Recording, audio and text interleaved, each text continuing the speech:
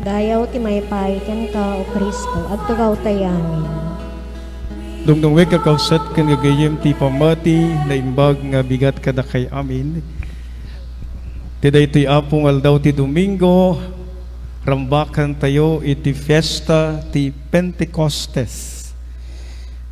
Daytoy iti yuulog ti Espiritu Santo kadagiti adalan. Isang sangayan daytoy a Domingo para kada tayo, ta daytoy met iti kuna tayo panakay pasngay iti Iglesia Katolika. The birth of the Catholic Church. Nga isu babaen ti panangiwaragawag dagiti adalan iti naimbag nga damag iti amin kinaduma-duma adiso ti sangalubungan. Ket aniyan apo ta daytoy nga fiesta ti panakaypasngay iti simbaan nga Iglesia Katolika. Ken aniyan nga daytoy nga aldaw iti ulog ti Espiritu Santo. Tinindaklan nga sagot para kada tayo. Kawsat ken gagayem iti sagot ti Espiritu Santo ket naitid kada tayo uray no hantay may kari. It is a gift out of graciousness and love of God to us. A gift which is gratis et amore. A gift given to us even we are not deserved. We don't deserve. Gift given to us unmeritedly. Ken karunaan daytoy iti sagot itinaindaklan nga ayat ti Dios kada tayo. Nagpintas man ako nga ti daytoy nga aldaw iti yuulog ti Espiritu Santo kadagiti dalan. Ket riingin na kada tayo iti matmaturog iti lumammiis ken iti mapukpukaw agagar nga imulat ti Dios kada tayo iti puso tayo. Iti nabunyagan tayo, inaawat tayo iti sagot ti Espiritu Santo. Napasingkidan daytoy iti nagkumpirma tayo. Ken agnanayon nga dalat ta ti Dios kada tayo. Amang riing mangpalaget ken kang runaan daytoy nga aldaw ti Pentecostes. Bay palpalagip garod kada tayo. Itagnanayon nga kinadda ti Dios kada tayo. Ti akaunggan ti puso tayo.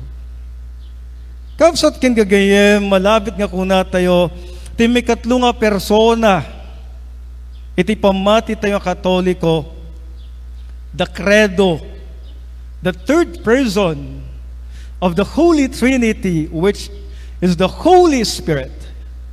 Ket daytoy ket isu ti mamagkaysa iti ayat ti Dios Ama ken Dios Anak nga sa bali ket ti Espiritu Santo nga isu iti ayat kanang bukel na magkaysa ken daytoy met una tay Apo. It is the very love of God through the Holy Spirit that has sustained all through. And this is also the promise that God, Christ Jesus, has given to us today. And this is the promise of the Holy Spirit. Kausat kin gagayem, tiday tuman garod nga festa, iti yuulog ti Espiritu Santo. Amay palpalagip kada tayo, nga sipud pa idi, na imula iti kinaimbag ken ayat ti Dios iti puso tayo. Na ikurit iti kinaimbag ken ayat ti Dios kada tayo. Nga daytoy man garod ket may palpalagip manen. Nga ti panaglabas ti panawen ket adu dagiti gundaway nga mapukpukaw daytoy. Adu giti gundaway nga kunatay garuda po kagrairahaan nga ti ayat kinaimbag asi Yem tagraraira, kit awan sa bali, iti pungtut, ungit, kinamaging bubukod, magpadakes, kenda dumapay. Kapsat kin gagayem. Daytoy man nga festa, iti uulog ti Espiritu Santo, ket mangriing manen kadatayo. Iti sagot ti Dios itunggal may sa kadatayo, nga inkurit na ti puso tayo, ti kinaimbag, ken kinamanagayat. Nga isu, iti mapukpukaw, itagdama nga panawen. Kapsat kin gagayem, nuintay adalen, we have been set apart by the world because of this pandemic, COVID-19. We have become so much vulnerable that we have focused too much of ourselves. Ito po ang binuksan ng pandemya sa bawat isa po sa atin. Mas lalo, nakatuon po tayo sa ating sariling buhay at pamilya. Amen. And this has set us apart, and because of this, there is a growing mentality of self-centeredness. There is a growing mentality of indifference. There is a growing mentality of what we call kanya-kanya. And there is growing mentality of apathy, which is because the world has been wounded of the pandemic COVID-19. The world has been so vulnerable, and we have become so vulnerable. We have realized that we are so fragile. Nalapit tayo. Nakapsut. Ken adda ti pagpatinggaan tayo. Daytoy tinilukatan ti pandemya, ti panuno ti tunggal may sakadat tayo. Ket hantay kumapalpalubusan, nga tilubong ket mangabak. Ngem ti Espiritu Santo nga yaay natata, nagitaadalan, ket mapasingkidan, nga parmekel ti Espiritu Santo, iti buteng, panagduadwa, kinamaging bubukod, parmeken na, ti madinga kita, kapanaglangin-langin tayo. Isugarod nga kapsat king gagayem, the Holy Spirit is a gift that will bring renewal to everyone. Baliwen na tayo ti Espiritu Santo. Ket gilayaben namanen, pariingin namanen. Ket daytoy sapay kumaayat, kinaimbag, ken asi tayo titunggal maysa, nga naykurit, iti puso tayo, sipod paidi. Nabunyagan tayo.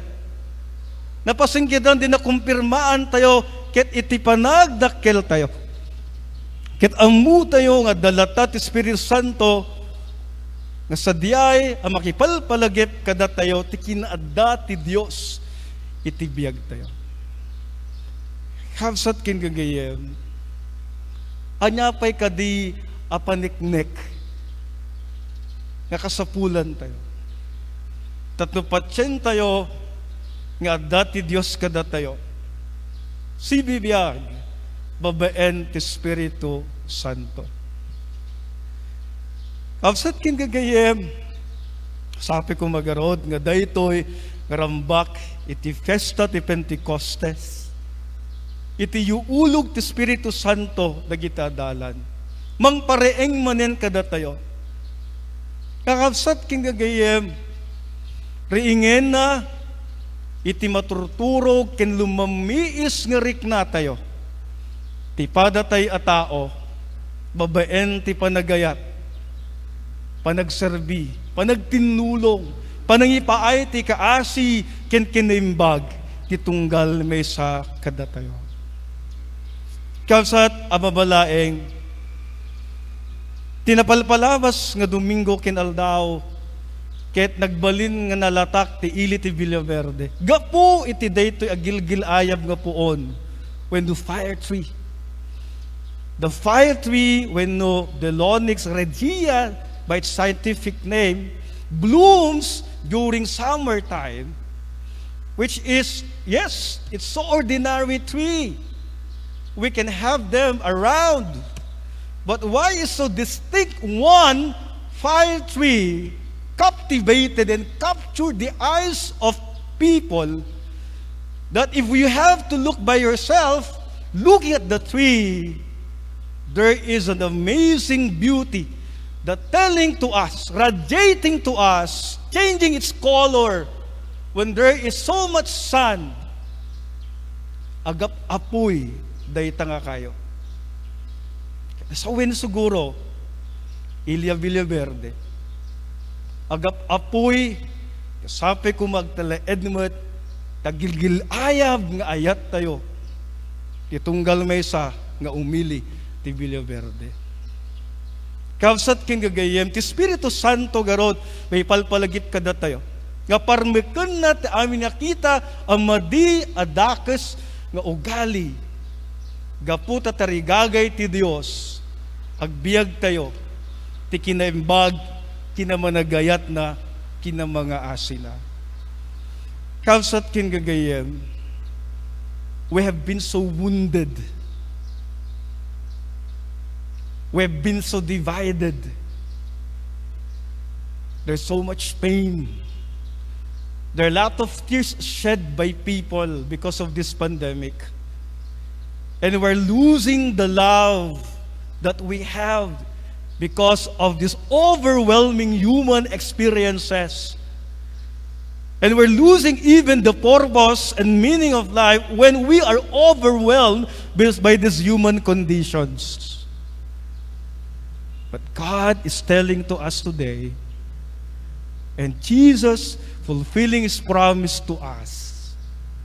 And this is the Holy Spirit, reminding us that He will never change, affirming to us that He will always be with us to the end of times. And by His abiding presence and His loving presence to us, is the Holy Spirit. Kausat kin gagayem, marik na tayo, nga adati Espiritu Santo kada tayo. Gaputa adati Dios kada tayo. Marik na tayong agunggunay ti Espiritu Santo, gapu adati kinasayaat, ken kinimbag ti puso, ken rikna, ken naken tayo.